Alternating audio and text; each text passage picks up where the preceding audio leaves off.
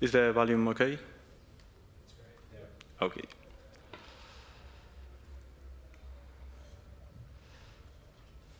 OK, so thank you very much for attending. My name is Germán Martínez. I'm from Gnosis. I've been working as a software engineer a couple of years now.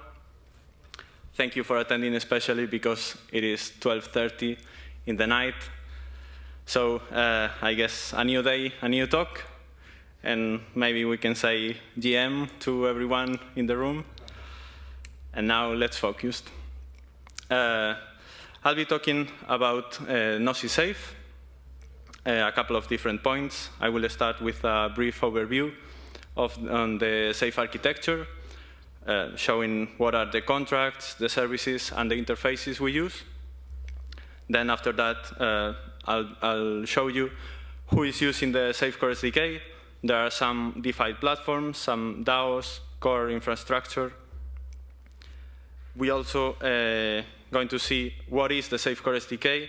There's a monorepo with a bunch of packages inside of it. We will see what are them and why should we use it and for what. And finally, what is the basic flow of the Gnosis Safe using the Safe Core SDK, how we can create a new safe, propose a transaction, getting all the owners to sign it, and finally execute it. So let's start with the Safe architecture. There are a couple of layers, being the main one, the contracts. There's the Safe contract. There are some libraries, like the multisend, that can, for example, allow to batch multiple transactions into just one. There are also modules, for example, the allowance module, or some recovery mechanisms that can be implemented that way. Also, we have a lot of tools related with the Safe. Here today, we are going to focus on the Safe deployments package. This package allows to track the different networks where the safes are deployed, what are the addresses for the different versions. Then we have the services, transaction service, client gateway, notification service, configuration service. Today, we are going to talk about the transaction service that allows to store transactions temporarily, to share them across the different owners, and collect the signatures from them. And finally, we have the interfaces, a web interface, mobile app, a CLI, and the SDK, which is the thing we are going to talk about today. But before that, who is using the Safe Core SDK? Some DAOs are using it. So if you are hacking on a project that DAOs may use, then it's probably is worth checking it. And of course, Gnosis Safe uses the Safe Core SDK. We are trying to migrate some of the logic in our web interface to use this SDK. Also Zodiac, which is a composable DAO tooling standard. Radical, which is a decentralized GitHub for DAOs, or Yarn. DeFi vaults for DAO treasuries, and many more. So what is the Safe Core SDK? It is a set of software developer tools that facilitate the interaction with the Safe contracts and services. And it can be used by external applications that run standalone, or by scripts that run in a backend, for example. It is available on GitHub. And there are some packages inside of it. So everything is built on top of the Safe contracts, the Safe transaction service, and the Safe deployments package that I mentioned before. And the packages that form this monorepo are the Safe Core SDK types. This one collects or has the different types that are shared among the different packages in the monorepo. Same happens with the Safe Core SDK utils that has some functionality that is shared. Then we have two very similar packages. There are the Safe Web3 library and the Safe Ethers library that act as wrappers of the Web3.js and Ethers.js libraries, and they also export the safe contract instances well typed with typechain. So we can consider these packages as the internal ones, the ones you wouldn't need to use. And then there are two more that offer the full functionality. One of them being the Safe Service Client. This is an API that calls the Safe Transaction Service. So all the actions that happen off-chain in this flow for executing transactions can be handled by the Safe Service Client. For example, proposing transactions to the service, the owners can get these transactions from it, and that's basically it for the basic flow. Then there are different other options for decoding data or getting data from a safe. And then we have the other package, the Safe Core SDK, that handles basically the actions that happen on-chain, like deploying a new safe, creating a new transaction that later will be sent to the service, executed, etc. So today we are going to focus on the Safe Core SDK and the Safe Service Client and how they both work together. So let's start with the basic flow. There are some steps. First, we need to initialize the SDKs, the Safe Core SDK and the Safe Service Client. Then we may or may not deploy a new safe if we don't have one with the Safe Core SDK. Then we can create a transaction with the Safe Core SDK, propose it with the client, get the transaction from the service if we are a different owner who is not proposing the transaction with the client. We can decide if we want to confirm or reject this transaction, and finally execute it. And then in the end, we will see some examples of some checks we can do in the interface in case we are building an application that shows a button, for example, to execute a transaction. We can check if it's already executed or not, or if it has all the minimum required signatures or not. So let's start with the initialization of the Safe Core SDK. This SDK supports Web3.js and Ethers.js, as we saw before, thanks to the Safe Web3 and Safe Ethers library that acts as wrappers. So if we go to the last line, we can see we are calling the class Safe that comes from the Safe Core SDK. And we can call the method create, which is static and asynchronous. And that receives an object with a couple of properties. The first two are required, and the others are optional. The two required ones are the ETHAdapter.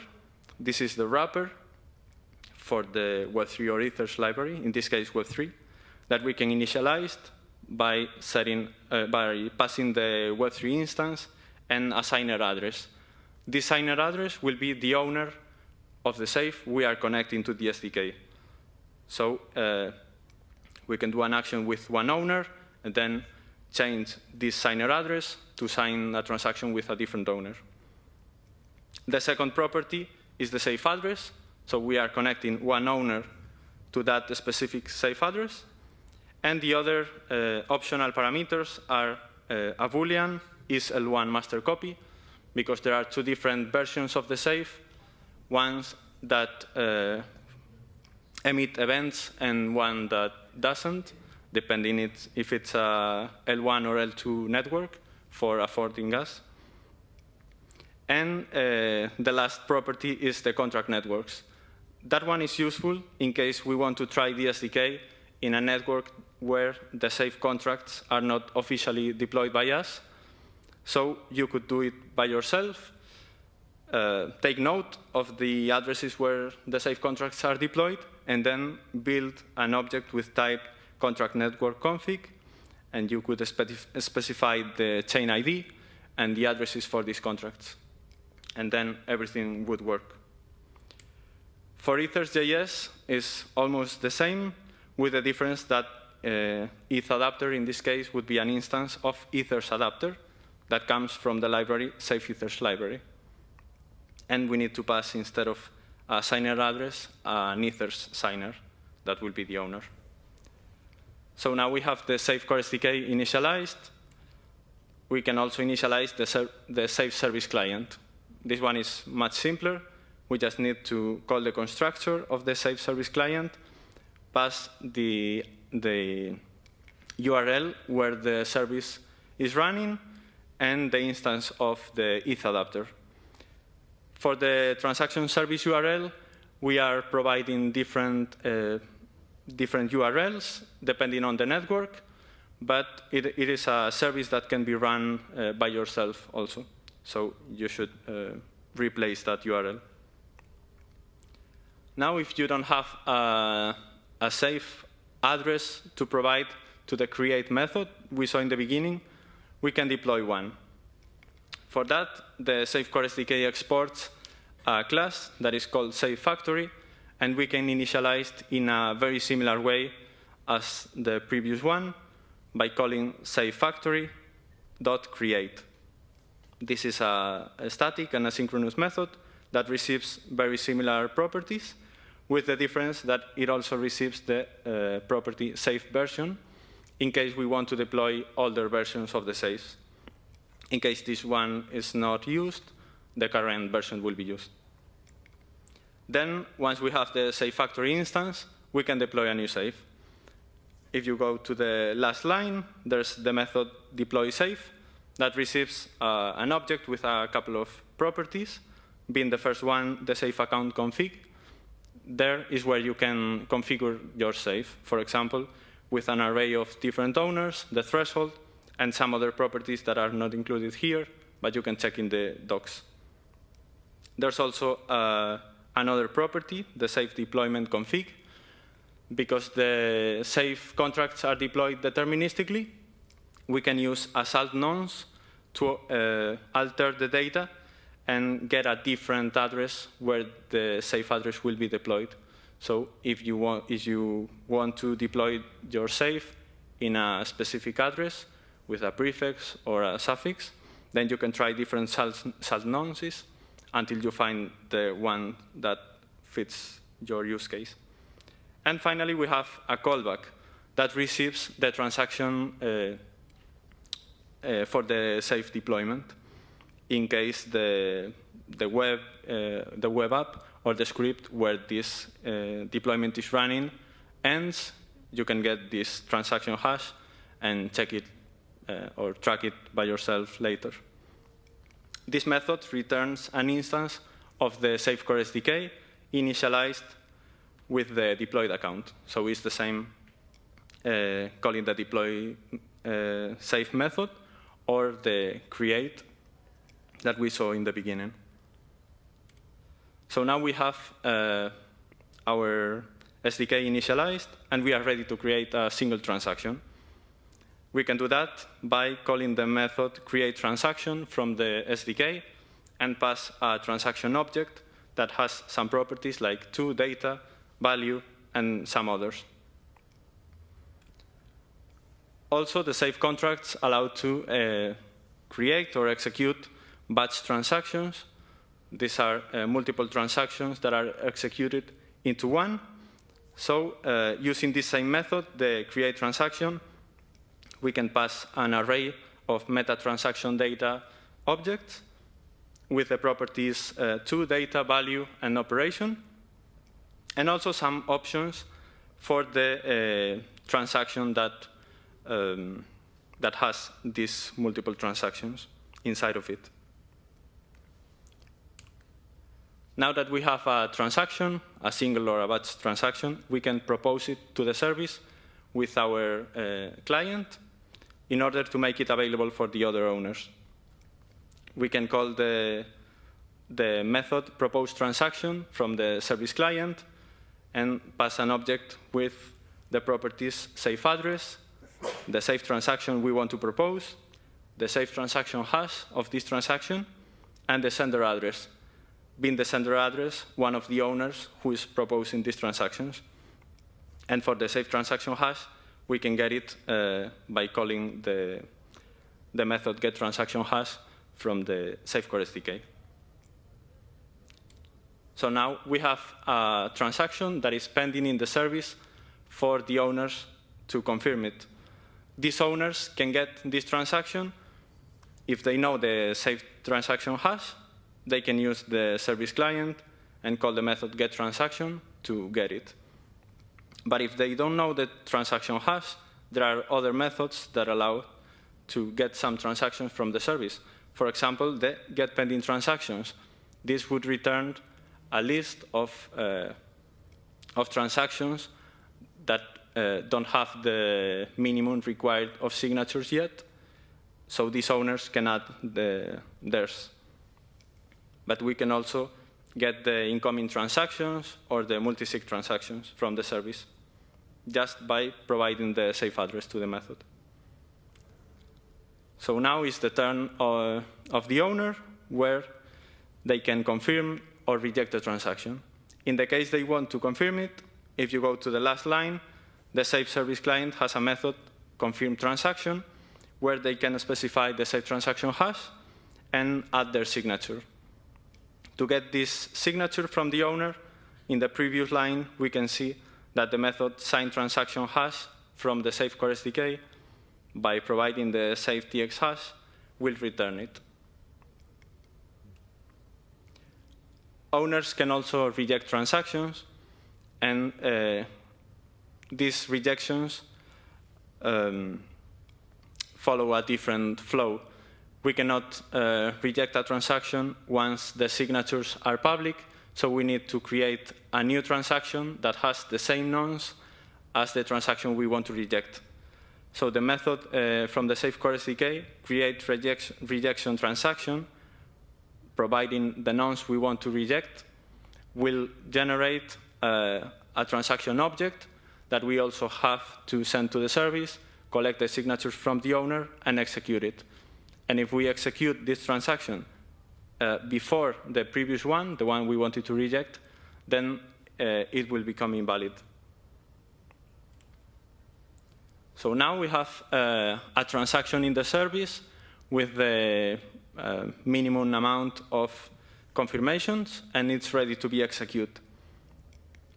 We can call the method executeTransaction from the Safe Core SDK and pass the parameter safe transaction. This parameter, we have to get it from the createTransaction method,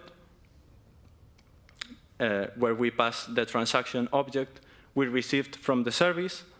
And then we have to iterate on the confirmations from the service and add them to this safe transaction object. And once we have this safe transaction object with all the signatures, then we can execute it. Finally, some checks we can do on the interface if we want to see if a transaction was signed by a specific address. Then we could check the transaction we got from the service, that it has a property confirmations, and see if these confirmations belong to a specific owner. Or if we want to see if a transaction is already available for execution, then we can count the number of confirmations and see if it's greater or equal than the safe threshold. So now the question is, will you be integrated with us? Or will you be the next integration? We are available on Twitter. Our Twitter handle is GnosisSafe. And if you are interested in participating in the discussions, we have a Discord and a forum that you can check in chat or forum.gnosissafe.io. And that was it from my side. So thank you very much.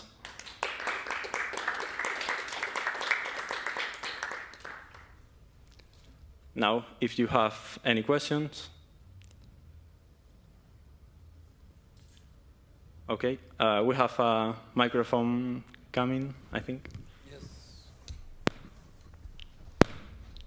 1, 2.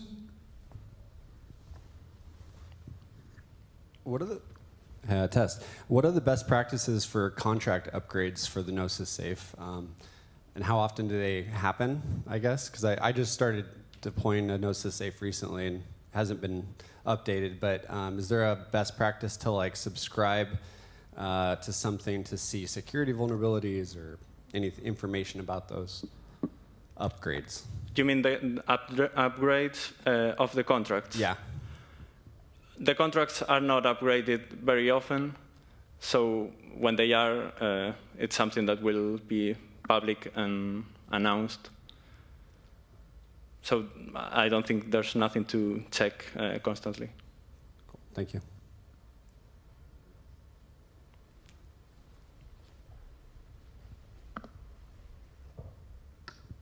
Hi there. Thanks very much for the talk. I'm going to apologize in advance. I'm just going to make sure that I actually understand what the hell is going on with these contracts, if that's okay. Basically, from my understanding, you have the ability to deploy a Gnosis Safe contract. Once you've got that Gnosis Safe contract, you then have your... does that count as the owner? Is that the thing that actually submits the final transaction when you've batched up your collected signatures? When you want to submit a safe transaction, I was wondering if you could just kind of explain to me the interplay between those services a little bit more. Sorry to... sorry, could you repeat just the last question? I was wondering if you could please explain to me a little bit more the interplay again between your 3 sets of contracts. Sorry to ask you to repeat yourself. So how the execution happens, yeah, exactly. And how the signatures are checked? Yeah, if that's okay. Thank you. Okay. So there are basically 2 ways of collecting the signatures. Once a transaction is built off-chain, somebody defines the data, the value, and these parameters a transaction has, and that is shared with the owners. These owners can get the transaction hash, and they can decide if they want to tell directly the contract, yes, I approve this, or somebody can collect off-chain all the signatures, concatenate them, and call the method execute transaction from the contract and send them directly. So effectively you have the ability to have like a separate keeper who submits that aggregated transaction, or if you were to have the situation where all 4 of your owners were, if you had a 4-owner safe contract, if all 4 of the owners were to tell the contract directly that they wanted to authorize it, you'd be able to do that without having to collect the signatures. Is that correct? Or? In that case, there's no need to collect them, but you need to provide like a fake signature telling the contract that a specific owner signed the transaction on-chain. So if you know that somebody signed on-chain, then you can make a fake signature, a pre-validated signature with his address, and by sending that to the contract will understand that fake signature and will check that he did it on-chain before. Nice. Cool, thank you. I really appreciate the question. Sorry. Of course, doing that or doing everything off-chain will afford gas. Is there a way to set a timeout on a transaction so that maybe the owners of a safe could agree that a transaction will happen like a certain period of time in the future? Is this available in the... Not in the basic functionality. Okay. So once a transaction is proposed, for example, to the service, and all the minimum required signatures are available, somebody could, anybody could execute it. Okay.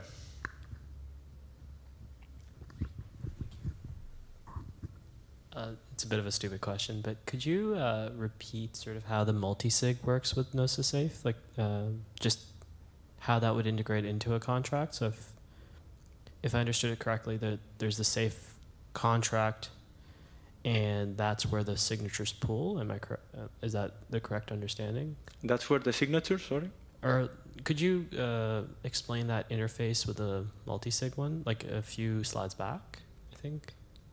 That might have been too far. That one, the is transaction executable. Could you maybe explain that just a little more? I'm pretty new to the space. So. After getting a transaction from the service using one of the methods or directly with an endpoint, the service returns an object, which is the object transaction of type safe multisig transaction response. And there you can get a transaction object with all the confirmations that were sent by the owners of chain to the service. So if you get this object and we count how many confirmations it has, if the number of them is greater or equal than the safe threshold, then you can execute the transaction. Otherwise, you need to wait for more of them.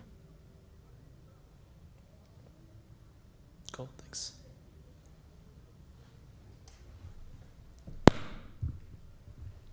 I know that a lot of the MEV extractors are kind of using this now. What do you think are some of the really interesting applications you've seen of this in practice with them? Of what? MEV extractors.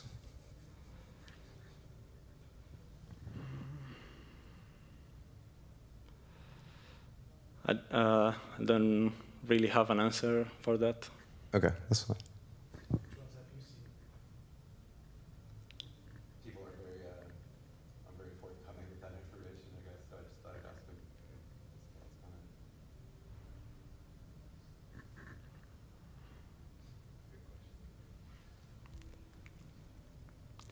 Is there any other question? No? Yeah, okay. There in the back.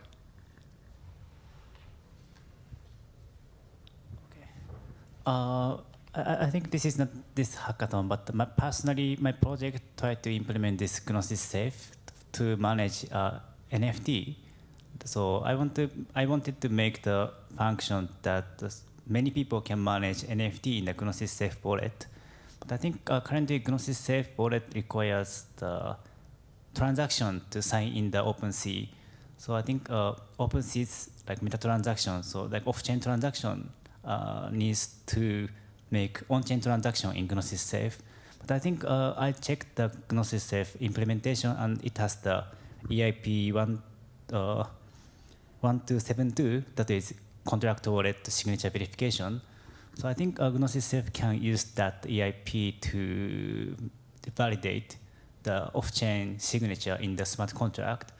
So do you have plan to add that like sign in using off-chain signature into OpenSea function? Sorry, I'm not sure I understood correctly. Okay, so Gnosis Safe has the EIP 1272, that is contract wallet signature verification. But currently, if I use Gnosis wallet to sign in into OpenSea, I need to make signature. I need to make the transaction on chain. But is it possible to sign in using the off-chain signature by Gnosis Safe? That's something that the tap side would have to implement, right? Sorry? Technically, the Safe supports these contract signatures. Oh yeah, contract signature. That would have to implement logic to accept these, and like in the OpenSea case, they just don't. Oh, okay. Okay.